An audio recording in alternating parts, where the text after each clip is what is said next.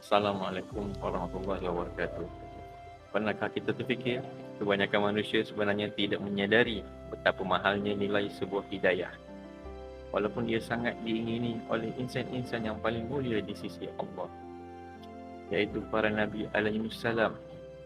Contoh Nabi Ibrahim alaihissalam, baginda sangat mengharapkan hidayah untuk ayahnya, namun Allah tidak mengabulkannya.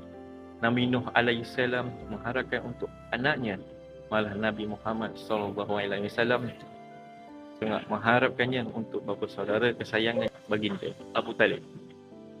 Namun Allah menegaskan dalam surah Al-Qasas ayat 56, sesungguhnya engkau wahai Muhammad tidak berkuasa memberi hidayah kepada sesiapa yang engkau kasihi, tetapi Allah jualah yang memberi hidayah kepada sesiapa yang dikehendakinya.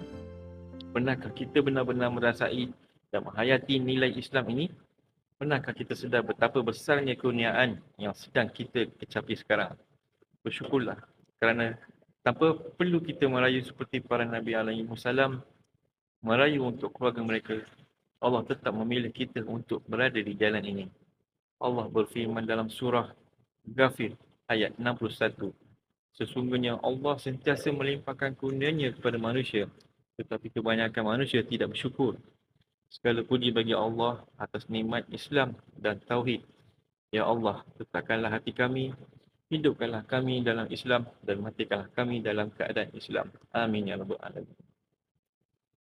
Assalamualaikum. Jumpa lagi.